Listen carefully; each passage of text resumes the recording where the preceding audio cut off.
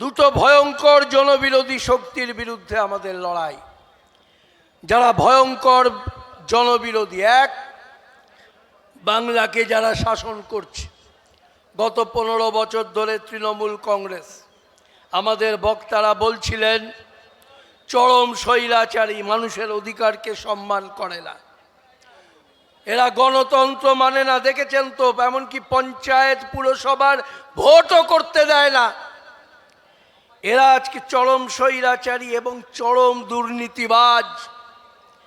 স্বাধীনতার পরে বাংলায় অনেক সরকার এসছে, বাংলা কখনো দেখেনি এত দুর্নীতিবাজদের সরকার।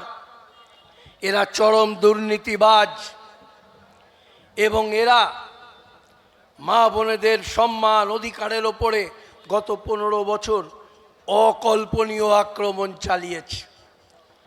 বাংলার শিক্ষা প্রায় বরবাদ হয়েছে। ইব্রাহিম বলছিল কয়েক হাজার স্কুল আর মাদ্রাসা বন্ধ হয়ে গেছে।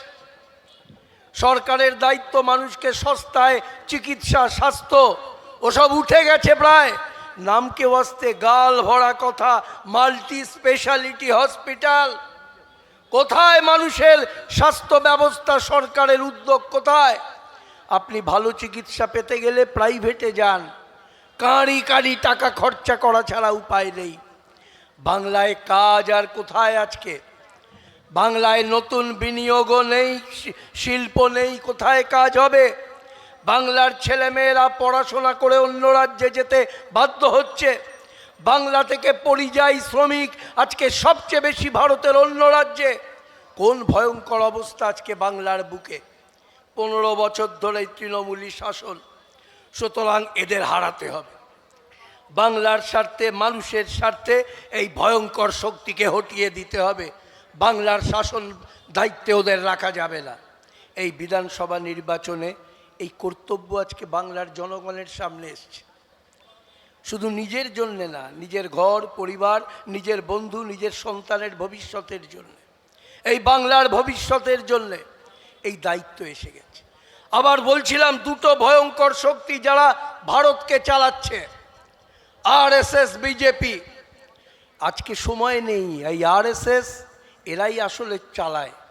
আগে জনসনকে চালাতো, বয়স্করা জানেন, এখন বিজেপিকে চালায়। পরাধীন ভারতবর্ষে তৈরি হয়েছিল আরএসএস 1925।